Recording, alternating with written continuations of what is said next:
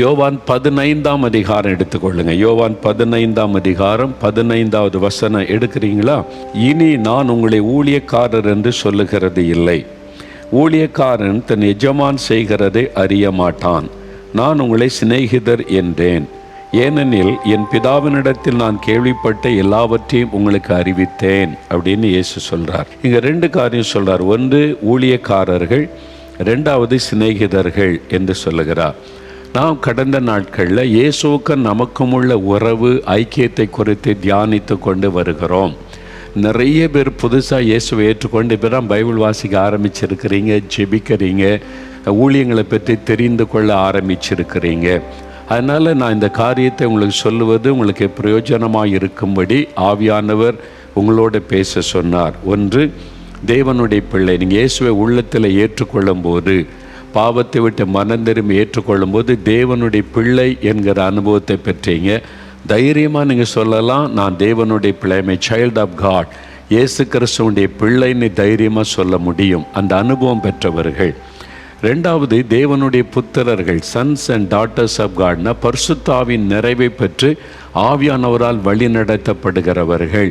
பரிசுத்தாவினால் நான் வழி நடத்தப்படுகிறேன், அவர் என்னை நடத்துகிறார் நீ தைரியமாக சொல்லணும். அந்த அனுபவத்தில் வாழ்கிறவங்க தான் ஆவிக்குரிய வாழ்க்கையில் முதிர்ச்சி பெற்ற அனுபவம் உள்ளவர்கள். 3வது, இயேசுவின் சீஷர்கள். அப்போது இயேசுவை பின்பற்றுகிறவங்களுக்கு பேர் இயேசுடைய சீஷர்கள், டிசைபிள் ஆஃப் ஜீசஸ்.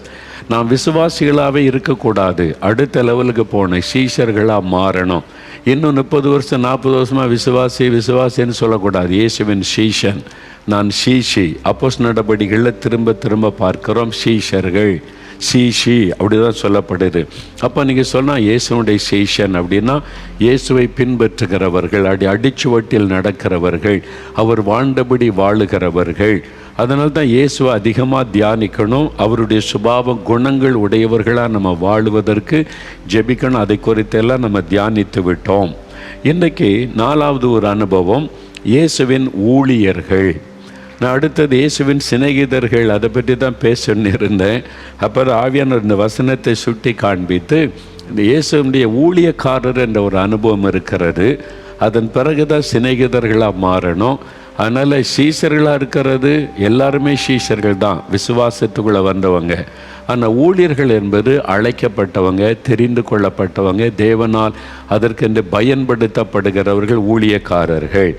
அப்போ இந்த ஊழியர்கள் என்று நிறைய பேர் இருக்கிறாங்கல்ல. இப்போ பாஸ்டர்மார்கள் அவங்க தேவனுடைய ஊழியர்கள், என்னை போல் சுவிசேஷகர்கள் ஊழியக்காரங்க, தீர்க்கதரிசிகள் ஊழியக்காரங்க, நல்ல டீச்சிங் பண்ணுறவங்க ஊழியக்காரர். இதில் டிஃப்ரெண்ட் சில்ட்ரன்ஸ் ஊழியம் செய்கிறவங்க இருக்காங்க, யூத் மினிஸ்ட்ரி செய்கிறவங்க இருக்கிறாங்க, கிராம ஊழியம் செய்கிறவங்க இருக்கிறாங்க, விதவிதமான ஊழியம் செய்கிறவங்க, ஏராளமான பேரை பார்க்குறோம் மிஷினரிகளாக ஊழியம் செய்கிறவங்க.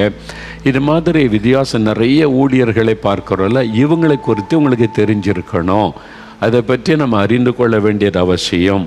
ஒருவன் ஊழியம் செய்தால் என்ன நடக்கும்னு பார்த்தா, யோவான் 12:26 இயேசு சொல்லுகிறார், ஊழியக்காரர்களுக்கு கிடைக்கிற ஆசீர்வாதம். இதில் 2 விதமான ஊழியம். ஒன்று, முழு நேரமாய் அழைக்கப்பட்டு ஊழியம் செய்கிறவங்க, ஃபுல் டைமாக ஊழியம் செய்கிறவங்க. இன்னொன்று, பகுதி நேரமாக தேவனுக்கென்று ஊழியம் செய்கிறவர்கள். படிச்சுக்கிட்டே ஊழியம் செய்வாங்க, வேலை பார்த்துக்கிட்டே ஊழியம் செய்வாங்க. அந்த மாதிரி ஊழியம் செய்கிறவங்க இருக்காங்க. முழு நேரமாக வேறு வேலையில் முழுமையாக ஒப்பு கொடுத்து ஊழியம் செய்கிறவங்க இருக்கிறாங்க. இந்த ஊழியம் செய்கிறவங்களுக்கு என்ன ஆசீர்வாதம்? ஒரு மேன்மையான ஆசீர்வாதம். யோவான் 12:26 வசனம் பாருங்கள். அந்த வசனத்தில் இயேசுவே ஒரு காரியத்தை சொல்லுகிறார். ஒருவன் எனக்கு ஊழியம் செய்கிறவனானால் என்னை பின்பற்ற கடவன். நான் எங்கே இருக்கிறேனோ அங்கே என் ஊழியக்காரனும் இருப்பான். ஒருவன் எனக்கு ஊழியம் செய்தால் அவனை பிதாவானவர் கனம் பண்ணுவார். பார்த்தீங்களா? ஒருவன் இயேசுவுக்கு ஊழியம் செய்தால் பிதாவானவர் கனம் பண்ணுவாராம். எவ்வளோ பெரிய பாக்கியம் இல்லை? தேவனால் கனப்படுத்தப்படுகிற ஒரு பெரிய ஸ்லாக்கியம் தேவனுக்கு ஊழியம் செய்கிறவர்களுக்கு தான் உண்டு. அந்த கனம் இந்த பூமியிலேயும் ஆண்டவர் கனப்படுத்துவார், அவருடைய வருகையிலேயும் பரலோகத்திலே கனப்படுத்துவார்.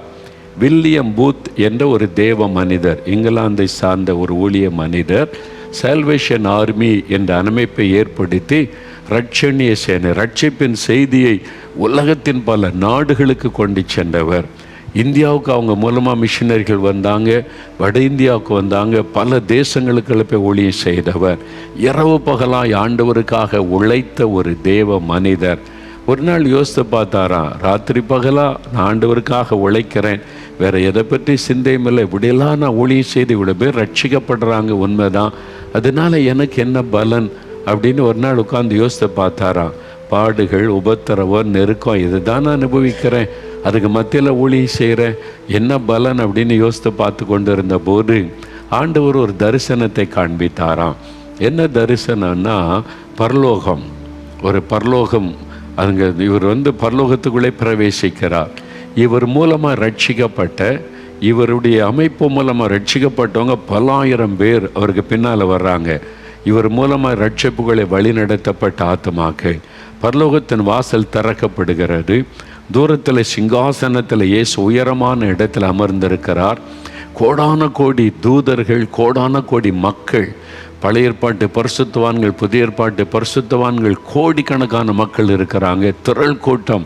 இவர் வில்லியம்பூத்து உள்ளே நுழையும் பொழுது அந்த மகிமையான காட்சியை பார்க்கிறார். இவரை பார்த்த உடனே இயேசு எழுந்து நின்று வரவேற்றாராம். இயேசுவே எழுந்து நின்று இந்த ஊழியக்காரனை வரவேற்றாராம். ஏன்னா அவர் மூலமாக அவ்வளவு ஆத்மாக்கள் ரட்சிக்கப்பட்டிருக்கிறாங்க. பரலோகமே கரகோஷம் எழுப்பி அவரை வரவேற்கிறது. ஒரு அருமையான பாடல் சத்தம், நல் மீட்பர் பட்சம் நில்லும் ரட்சணி வீரரை, இந்த பாட்டு சத்தம் துணிக்கிறது. அவர் உள்ளே பிரவேசிக்கிறார். அந்த காட்சி ஆண்டவர் காண்பித்தாராம். அப்போ அந்த தரிசனத்தை பார்த்த பிறகு தான் அழுதாராம். நான் ஒரு சாதாரண மனிதன் ஆண்டவரே, எனக்காக நீங்கள் எழும்பின்னு வரவேற்பு கொடுக்கணுமா அப்படின்னு அதான் தேவன் கொடுக்கிற கனம். பைபிளில் பார்க்கிற ஸ்தேவான் மரணம் அடைந்த போது இயேசு கிறிஸ்து பிதாவின் வலது பார்சத்தில் எழுந்து நின்று ஸ்தேவானுக்கு வரவேற்பு கொடுத்தார் என்று பைபிள் எழுதப்பட்டிருக்கிறது. அவர் பிதாவின் வலது பார்சத்தில் அமர்ந்திருந்தார். சேவான் இரத்த சாட்சியாய் மரிக்கும் பொழுது இயேசு எழுந்து நிற்கிறதை அங்கே அவர் தரிசித்தார். அதான் பெரிய ஒரு கனம், ஊழியக்காரனுக்கு தேவன் கொடுக்கிற கனம், ஒரு பெரிய மரியாதை, ஒரு பெரிய ஆசை. இந்த உலகத்தில் என்னென்னோ விழாலாம் நடக்குதில்ல, கப்பு கொடுக்குறாங்க, பெயர் கொடுக்குறாங்க, பட்டம் கொடுக்குறாங்க, அந்த அரண்மனையில் இந்த அரண்மனையில் இந்த கூட்டத்தில் கைத்தட்டுறாங்க, விசில, இதெல்லாம் இந்த உலகத்தோடு முடிஞ்சிடும். ஆனால் பரலோகத்தில் கனப்படுத்தப்படுறதுக்கு பாருங்கள், தேவனுக்கு ஊழியம் செய்கிறவங்களுக்கு தேவன் கொடுக்கிற ஒரு கனம். அதான் ஆண்டவருக்கு ஊழியம் செய்தால் இந்த கனம் உங்களுக்கு கொடுக்கப்படும். ரெண்டாவது ஏசாயா 54:17 பாருங்கள். ஏசாயா 54:17 அந்த ஊழியக்காரனுக்கு தேவன் வைத்திருக்கிற ஆசீர்வாதம் பாருங்கள். ஏசாயா 54:17 பாருங்கள். உனக்கு விரோதமாய் உருவாக்கப்படும் எந்த ஆயுதமும் வாய்க்காதே போகும், உனக்கு விரோதமாக நியாயத்தில் எழும்பும் எந்த நாவையும் நீ குற்றப்படுத்துவாய். இது கர்த்தருடைய ஊழியக்காரரின் சுதந்திரமும் என்னால் உண்டான அவர்களுடைய நீதியுமாய் இருக்கிறது என்று கர்த்தர் சொல்லுகிறார். கர்த்தருடைய ஊழியக்காரருடைய சுதந்திரம் என்ன தெரியுமா? உனக்கு விரோதமாக எழும்பும் எந்த ஆயுதமும் வாய்க்காது. உன்னை குற்றப்படுத்தும்படி யார் பேசினாலும் அவங்களே நீ குற்றப்படுத்துவாய், அது ஒன்று நிற்காது. இது எவ்வளோ உண்மையான காரியம் தெரியுமா? என் 45 வருஷ ஊழிய பாதையில் எனக்கு விரோதமாக எத்தனையோ ஆயுதங்கள் பயன்படுத்தப்பட்டது. எனக்கு விரோதமாக நிந்தைகள், பொய்யான குற்றச்சாட்டுகள், பொய்யான வழக்குகள், எத்தனையோ விதமான போராட்டங்கள், அவமானப்படுத்தக்கூடிய காரியங்கள், இதெல்லாம் நிறைய வந்தது. எழுதுனாங்க, பேசினாங்க, செய்தாங்க, வழக்கு போட்டாங்க, எத்தனையோ வந்தது. அந்த ஆண்டவர் உனக்கு விரோதமாக உருவாக்கப்படும் எந்த ஆயுதம் வாய்க்காது. அவங்க நினச்ச ஒன்றும் வாய்க்கலை, வந்தது போராட்டம், ஆனால் ஒன்றும் ஜெயிக்கலை. கர்த்தர் ஊழியக்காரனுக்கு ஜெயம் கொடுக்கிற தேவன். உங்களுக்கு விரோதமாக எந்த ஆயுதம் எழும்பினாலும் உங்களை தொட முடியாது, சேதப்படுத்த முடியாது. எத்தனை பொல்லாத மனிதர்கள் எழும்பினால் உங்கள் மேலே கை வைக்க முடியாது. தேவ சித்தல்லாமல் தொட முடியாது. நான் ஏற்கனவே சொல்லியிருக்கிறேன், நான் வட இந்தியா ஊழியத்தை பெற 3 முறை மரணத்திற்கு எனக்கு 1 அடி தூரம்தான் இருந்தார். அவ்வளவு மத தீவிரவாதிகள் துரத்தி கொண்டு வந்தாங்க, கொலை செய்ய வந்தாங்க, பட்டயத்தோடு வந்தாங்க. ஆனால் ஆண்டவர் தொட விடவில்லை. அந்த மாதிரி கர்த்தர் பாதுகாத்தார். இரத்த சாட்சியாய் மரிக்க யாரையாவது குறித்திருந்தால் அவங்கள மட்டும்தான் தொட முடியும். ஸ்தேவான் இரத்த சாட்சியாக மரிக்க தேவனால் தெரிந்து கொள்ளப்பட்டதுனால அந்த மரணத்திற்கு ஒப்பு கொடுக்கப்பட்டார். அப்போஸ்தலர்கள் சிலர் இரத்த சாட்சியாக மரித்தாங்க. அவங்க அதுக்குன்னு அழைக்கப்பட்டவங்க. ஊழியம் செய்கிற பிள்ளைகளை சத்துரு தொட முடியாது. அதனால் கர்த்தருக்கு ஊழியம் செய்கிறீங்களா, பயப்படாதங்க. ஊழியக்காரன்னா தேவனுடைய பாதுகாப்பு ஒன்று அவளுக்கு இருக்கும். நீங்கள் பாருங்களேன், நீங்கள் ஒருத்தர் மினிஸ்டர் ஆகிட்டா அவர் வீட்டுக்கு முன்னால் போலீஸ் வந்துடும். அவர் வெளியே போனால் முன்னால் போலீஸ் ஜீப் போகும். அவர் ட்ரெயினில் ஏறினா போலீஸ் துப்பாக்கியோடு நிற்பாங்க. அவர் போகிற இடம்லாம் முதல்ல போலீஸ் தான் வரும். எதுக்குன்னா பாதுகாப்பு. மினிஸ்டர் 5 வருஷம் இருக்க வரைக்கும், அப்புறம் எக்ஸ் மினிஸ்டர் ஆகிட்டாருன்னா எல்லாமே போயிடும். அவ்வளோதான் அந்த நாள் வரைக்கும். ஒரு உலக பிரகாரமாக ஒரு மாநிலத்தில் ஒரு மினிஸ்டருக்கு அவ்வளோ பாதுகாப்புன்னா, நம்ம பரலோகத்துக்கு வேலை செய்கிறவங்க, பரலோகத்தின் தேவனுக்கு ஊழியம் செய்கிறவங்க, கோடான கோடி தூதர்கள், பிரம்மாண்டமான தூதர்கள் இருக்கா. மிகாவேல் தூதன் ஒரு ஆள் இறங்கினா போதும், லட்சக்கணக்கான பேரை சோலியை முடிச்சிடும். அந்த மாதிரி வல்லமை பெற்ற தேவ தூதர்கள்லாம் கர்த்தர் வைத்திருக்கிறார். கண்ணால் பார்க்க முடியாத அவங்களெல்லாம் அந்த பாதுகாப்பை, அவங்களுடைய பாதுகாப்பை தேவன் தருவார். ஒரு ஊழியத்துக்கு அழைக்கப்பட்டு கர்த்தர்களை வந்துட்டா தேவன் அவனுக்கு கொடுக்குற பாதுகாப்பு வித்தியாசமானது. ஈஸியாக டச் பண்ண முடியாது, ஈஸியாக அவன் மேலே கை வச்சிட முடியாது. தேவன் எல்லாத்தையும் கவனித்து கொண்டே இருப்பார். அதுதான் தேவனுடைய ஊழியக்காரனுக்கு தேவன் கொடுக்கிற பெரிய பாக்கியம். நீங்கள் ஊழியம் செய்தால் இந்த பாதுகாப்பு உங்களுக்கு உண்டாகும். ஆண்டவருக்கு ஊழியம் செய்ய அர்ப்பணிச்சிங்கன்னா தனிமையாக விட மாட்டார். நீ போய் சுவிசேஷத்தை அறிவி, நான் இங்கே இருக்கிறேன் சர்ச்சுக்குள்ளே இயேசு சொன்னாரா? சுவிசேஷத்தை அறிவி, உலகத்தின் முடிவு பரியந்த சகல நாட்களில் நான் கூட இருப்பேன். ஒரு கிராமத்துக்குள்ள சுவிசேஷம் அறிவிக்க போனால் தனிமையாக நீங்கள் போவதில்லை. இயேசு வந்துட்டால் தேவதூதல் வருவாங்க.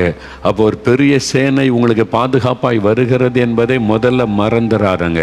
அப்போ இதுதான் ஊழியக்காரனுக்கு தேவன் கொடுக்கிற ஒரு பெரிய கனம், ஒரு பாதுகாப்பு. இத்தனை மந்திரவாதம் பண்ணட்டும் பலிக்காது. இப்போ எனக்கு விரோதமாக எவ்வளோ மந்திரவாதம் பண்ணுறாங்க தெரியுமா? அது எனக்கு அங்கே நான் ஜெபிக்கும் போது ஆண்டவர் காமிச்சிருவார். எங்கே செய்கிறாங்க, எந்த மாநிலத்தில் செய்கிறாங்க, எந்த எல்லையில் செய்கிறாங்க, எத்தனை பேர் செய்கிறாங்க, அதை கூட தரிசனத்தில் காமிச்சிருவார். பார், இவ்வளோ பேர் உட்காந்து பண்ணிக்கிட்டு இருக்க மந்திரவாதம். அவன் ராத்திரி முழுதும் போடுற மந்திரவாதம் ஒன்றும் அசைக்காது. நம்மள நிம்மதியை தூங்கி எழும்பி ஒளி செய்து கொண்டே இருக்கிறோம். பலிக்காது. உனக்கு விரோதமாய் உருவாக்கப்படும் ஆயுதம் பலிக்காது. அவங்க எத்தனை ஆயுதத்தை பயன்படுத்தட்டும், எத்தனை மந்திரவாதத்தை பயன்படுத்தட்டும், நீங்கள் கர்த்தருடைய சித்தத்துக்குள்ளே நின்னீங்கன்னா உங்களை தொட முடியாது. அதனால தான் தேவ சித்தத்துக்குள்ளே நிற்கணும். ஆண்டவர் சொல்கிறத மட்டும் செய்யணும். ஆண்டவர் சொல்கிறத விட்டுட்டு நீங்கள் இஷ்டப்படி செய்தீங்கன்னா பாதுகாப்பு போயிடும். நீங்கள் பாதுகாப்பை வளையத்தை விட்டு வெளியே போயிடுறீங்கன்னு அர்த்தம். தேவ சித்தத்துக்குள்ளே இருக்கும் வரைக்கும் தேவனுடைய பாதுகாப்பு ஊழியக்காரனுக்கு இருக்கும், தொட முடியாது. இது தேவனுடைய ஊழியக்காரனுக்கு தேவன் கொடுக்கிற ஒரு பெரிய ஆசீர்வாதமான வாக்குத்தத்தம், பாதுகாப்பு. அதனால் இதுக்கு நிறைய உதாரணங்களை பைபிளில் பார்க்க முடியும். இல்லை, கர்த்தர் அப்படி தன் ஊழியக்காரர்களை பாதுகாக்கிற தேவன். இப்போ ஜெபிக்கலாமா? நீங்கள் முழு நேர ஊழியத்துக்கு அழைக்கப்பட்ட பாக்கியவான்கள், பாக்கியவதிகள், உங்கள் பிள்ளைகள் அழைக்கப்பட்டதை ஒப்பு கொடுத்துருங்க. அவர்கள் நிமித்தம் உடைய குடும்பமே ஆசீர்வதிக்கப்படுவதை காண்பீங்க. பாடு உபத்திரம் வரும், ஆனால் அதை விட மேன்மையான ஒரு பணி இந்த உலகத்தில் எதுவுமே கிடையாது. ராஜாதி ராஜாவுக்கு ஊழியம் செய்கிறதோட பெரிய வேலை என்ன இருக்குது? அமெரிக்க ஜனாதிபதி பதவியை விட உயரமானது தேவனுடைய ஊழியக்காரன் என்று சொல்லுவது. அதனால் ஆண்டவரை ஸ்தோத்தரிக்கணும். ஜெபிக்கலாமா?